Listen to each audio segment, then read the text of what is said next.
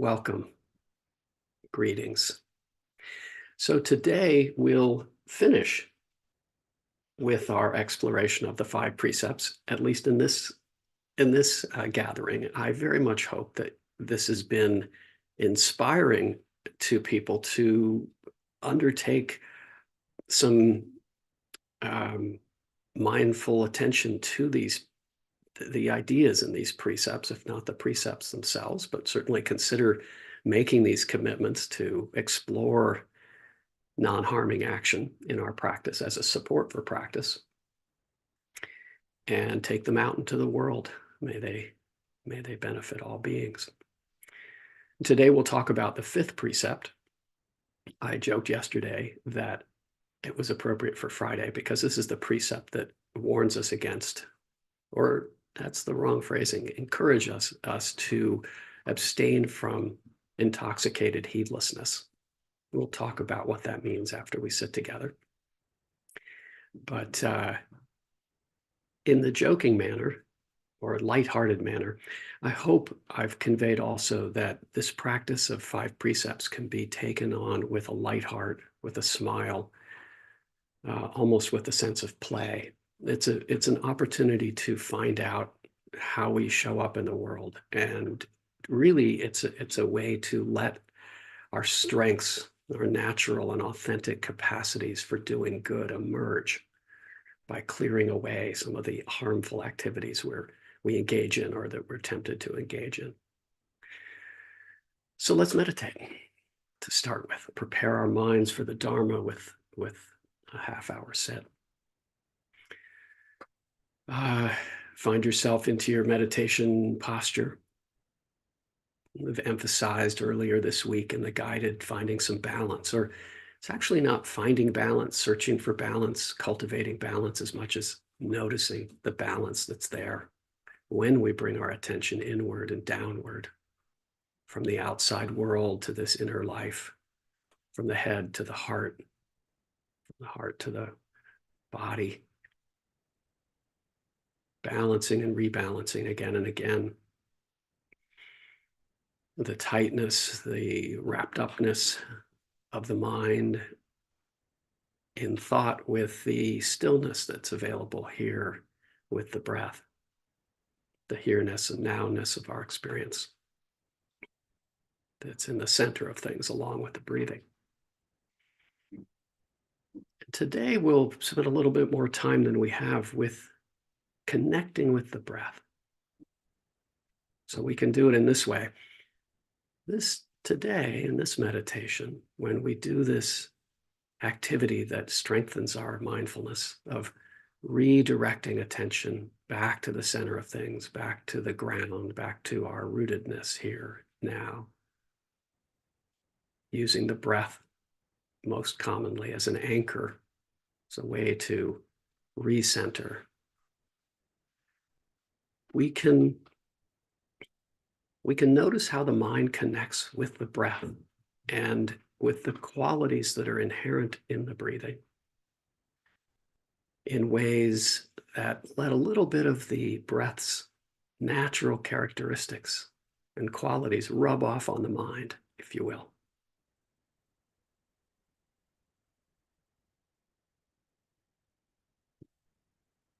When we find ourselves caught up in thought, thinking about the future, thinking about the past, thinking about other people, thinking about ourselves, we can notice maybe that it's a little tight. Maybe the pace of things picks up. The speed of thought is quite quick. Maybe we notice it's a little off balance, or we feel a little off kilter. When we return attention to the breath, we connect the mind with the simplicity of the breath, the slow pace of the breath, the uncomplicated nature of the breath, the balance of the breath. And these qualities sort of rub off on the mind. When the mind rests here, the mind can enjoy the stillness, the balance, the simplicity, and the slow pace that are natural to the breathing in the meditation.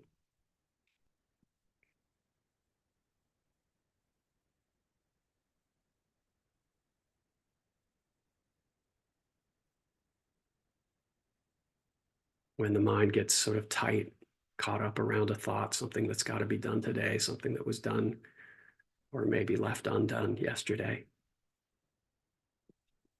some interaction we expect with someone else or had with someone else, some concern with ourselves, the usual places that the mind helps us and can get us caught up and tangled.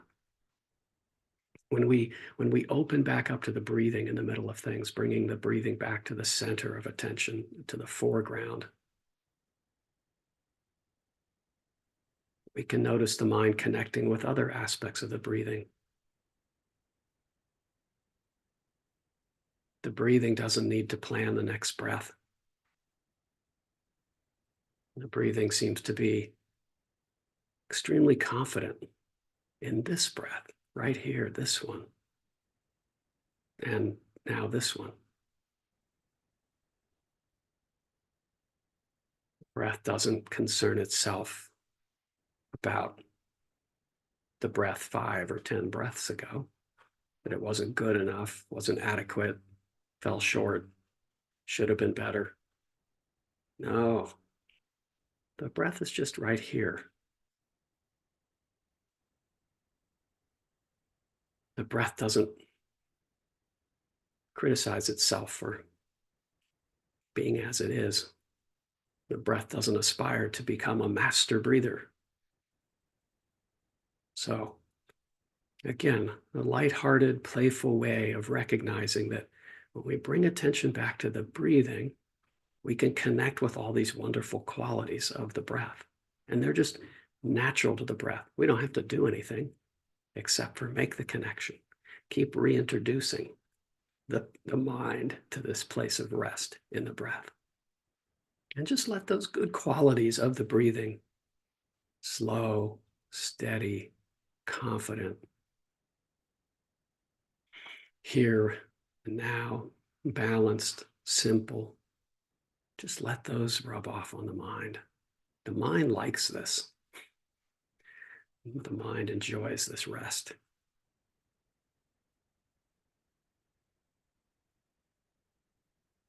This gentle breathing in and out, even if it's sometimes quivery, sometimes deeper, shallower, slower, quicker. The breathing can be a place for the mind to rest.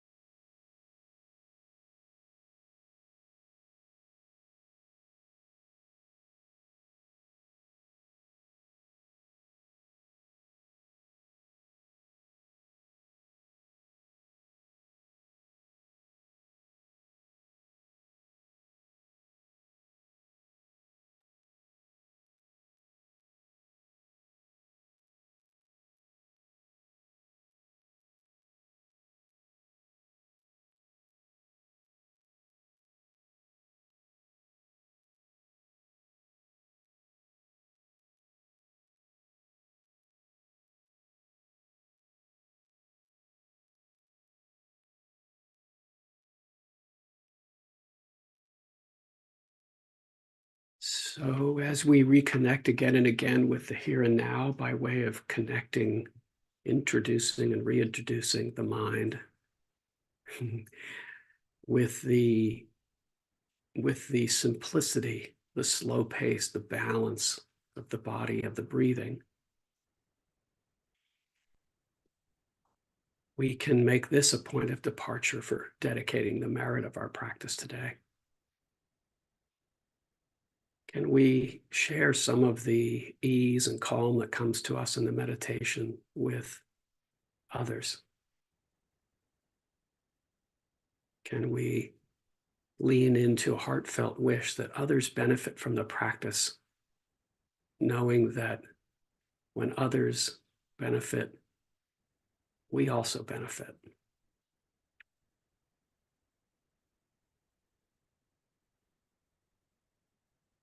So wishing all beings well, wishing all beings safety, security, freedom from want, wishing all beings comfort, ease, wishing all beings freedom from suffering. May all beings be happy.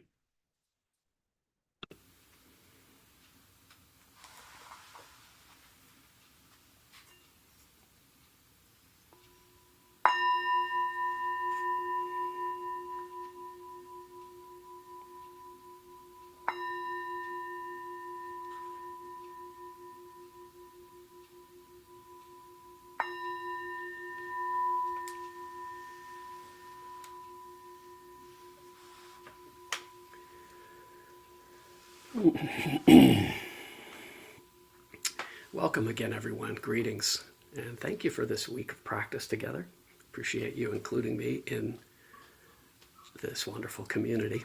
Still following the chat over here.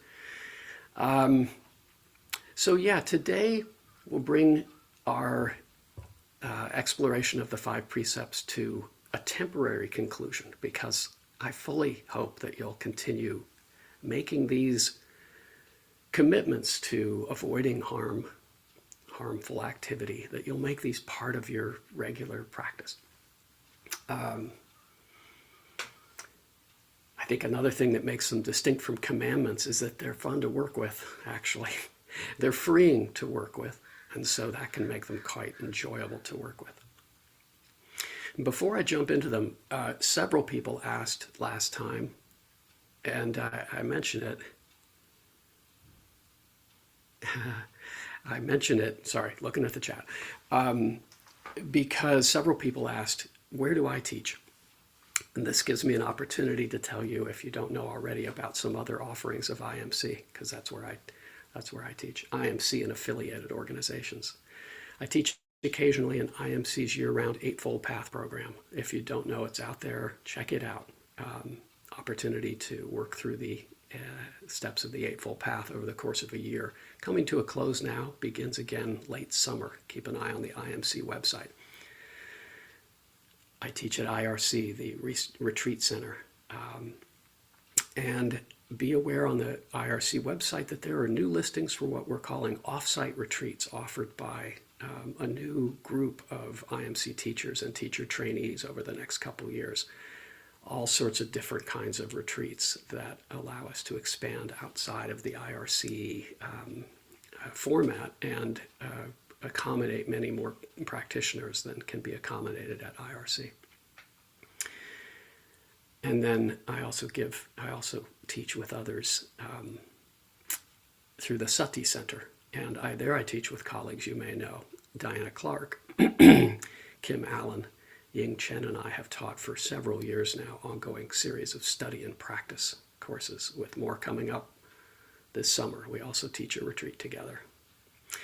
And finally, occasionally, I teach with Andrea Castillo in Spanish, both course of Sutta study this year and at the retreat center. So check those out. Check out the IMC offerings on the Spanish part of the website, and the regular Tuesday night group, and if you're a Spanish-speaking practitioner. Okay, I didn't want to spend much time on that, but I did end the meditation a minute early. always love to talk about the other offerings. So the fifth precept is a precept in which we undertake a commitment to refrain from what I've called over the course of the week. It's a tongue twister, I know, but intoxicated heedlessness.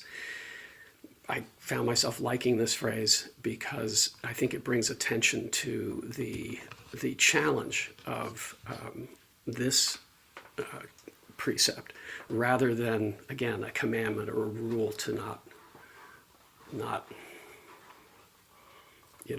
take drugs, not drink, which it just wouldn't be super helpful, I don't think. But the focus is on, in a way, heedlessness and other words that can translate the term that's used in Pali Pamada. Negligence, indolence, remissness, carelessness. The particular challenge of intoxicants of all kinds is that they lead us into actions that can cause harm. It's not so much that, and they can cause physical harm to ourselves, obviously, but it's that heedless, careless action that can result from intoxication that is the thing to watch. One thing that can be noticed in our lives and practice, and this is an ancient thing, probably as long as there's been fully modern Homo sapiens, there has been the urge to intoxication, and in that way to transcend this body, this earthly realm, this human life, even if it's brief, even if it has side effects, even if you wake up not feeling good the next day. That urge is very old, and this precept can bring our attention to that urge to not only intoxication, but to the carelessness or the carefreeness that comes with it. And for interacting with this, the Buddha had a framework that turns up with frequency in the suttas, and it's not as in the discourses, and it's not as commonly talked about as frameworks like the Four Noble Truths, for example. But it's referred to as the gratification, the danger, and the escape. Sort of a three-part way of looking, I think particularly useful in looking at the fifth precept and our, I don't want to say universal, but a very common urge to heedlessness, urge to intoxication, urge to leaving it all behind, stepping outside of it for a period of time.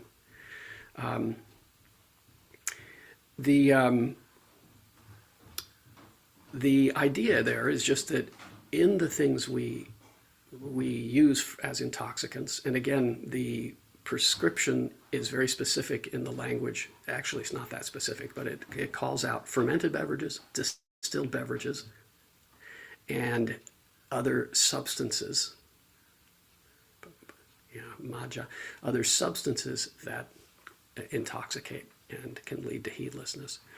But I think we can extend that to behaviors.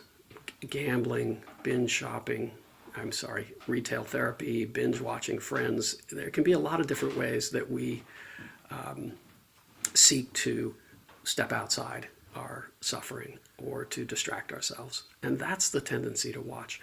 But to recognize first that there's gratification in that it's hard life, that there's suffering in it, right?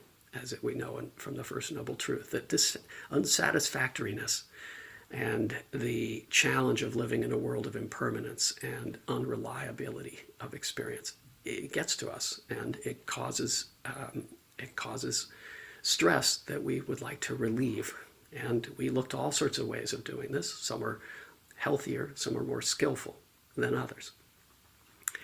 But noticing that this provides gratification and what it does in the system can be extremely, extremely important, because it brings us closer to understanding our suffering. The danger can be pretty obvious. We notice that in this case, the particular danger of intoxicated heedlessness is the heedlessness, the carelessness, the, what was another word I used? Remissness, the negligence. A lot of different words that come in there that help us understand that that's the danger of the thing. Maybe it's the hangover, maybe it's the physical harm. Those things are important. Maybe it's, harm caused to others by our absence or our distraction or our inability to be present with others. But we can notice that the principal danger is that we make decisions, that we engage in actions that don't have in them appropriate care for ourselves or others, and that cause harm. And then finally, the idea of the escape. I say finally, third, the idea of escape. That there is, from this cycle of gratification and danger that we can get kind of caught up in, there is an escape. And of course, the Buddha's remedy is this practice, that this is a way to get close to our suffering, understand it, and ease it.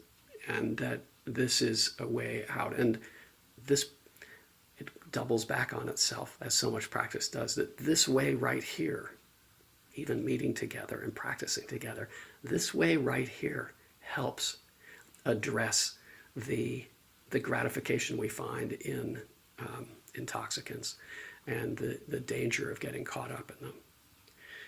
But paying attention to what's going on in our experience in the meditation in particular is the escape's a strong word, but is certainly an antidote to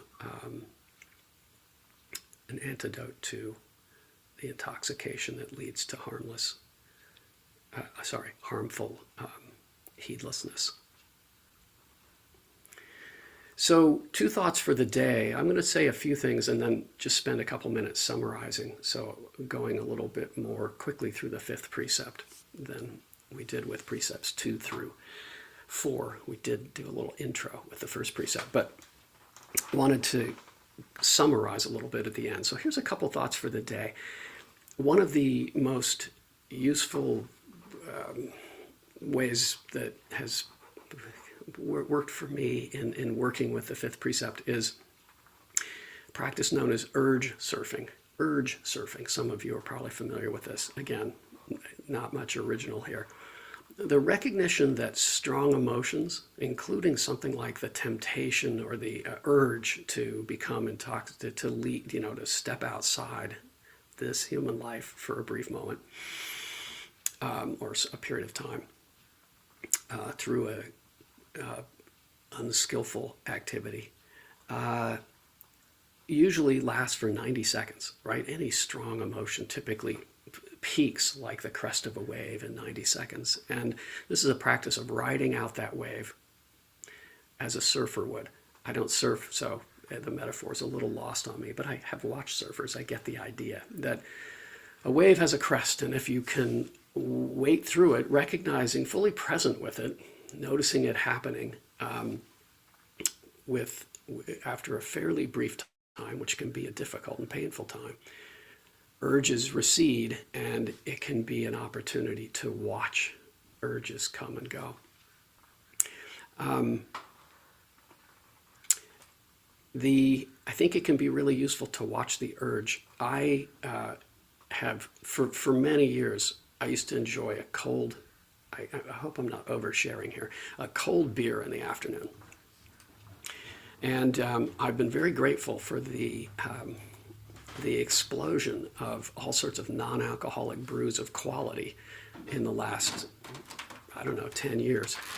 What I can bring attention to that's really interesting, and I encourage you to do this with whatever, intoxicant you've had maybe some challenges with, and again, that can be all sorts of different behaviors, is to choose something that allows you to explore the urge to intoxicated heedlessness, or intoxicated freedom from this realm, but doesn't provide the intoxication, but allows understanding that urge to that gratification, and perhaps the urge to that heedlessness.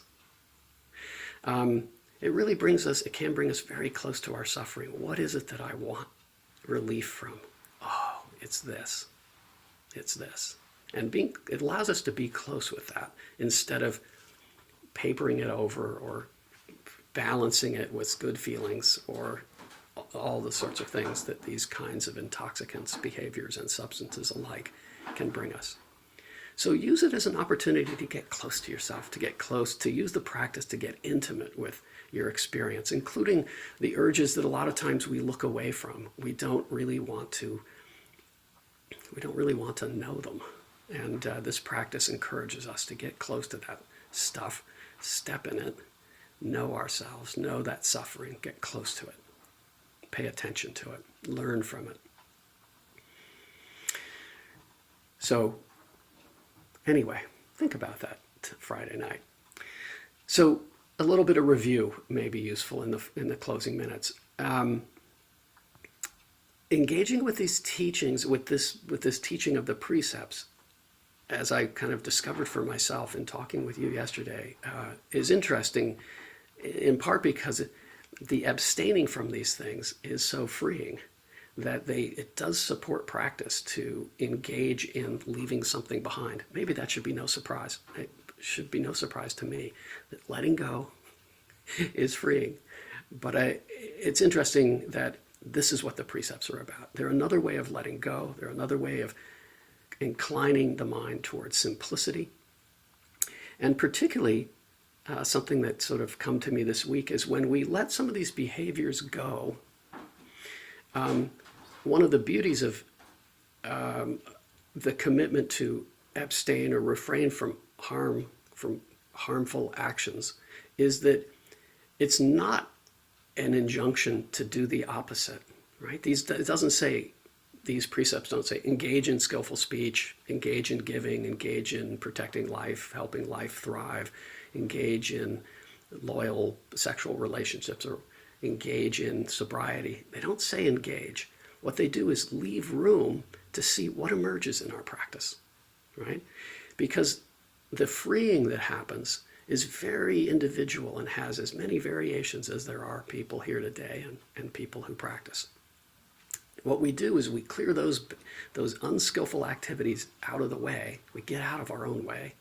And then we can watch what emerges. What particular skillful activities can I authentically and naturally offer to the practice, to the world, to others, to myself? Each of us will be different. And I think when we clear away some of this, even if they're not super harmful activities, they may not be particularly beneficial. And it allows us to watch. Oh, here's this arising. Here's an urge to care. Here's an urge to be fully present with this suffering. Here's an urge to give something instead of taking something. I could go on and on. Here's an urge to listen more carefully, to give attention to somebody. I've said it several times this week, but the more we do this, the more likely it is that we end up eventually in a place where we're unable to engage in harmful activity, and beneficial activity just emerges naturally from our practice. We're kind of out of the way as actors, and actions come forth that are beneficial. And to end on that note, I want to quote, I've been thinking of this all week, actually, from the first time I said that this isn't about actors, it's about actions. The famous Suzuki Roshi quote, I hope I can get it right, or right enough. I think of it because Suzuki Roshi was such an important influence on Gil, his thinking, his teaching. But he has a famous quote where he says, I think I get it right, strictly speaking, there's no such thing as enlightened beings. There's just enlightened activity. And maybe this is something to take forward into the weekend at least, or maybe just the next moment. Strictly speaking, there's no such thing as enlightened beings, just enlightened activity. So it's really, when we get out of the way in this way, we allow activities to come forward.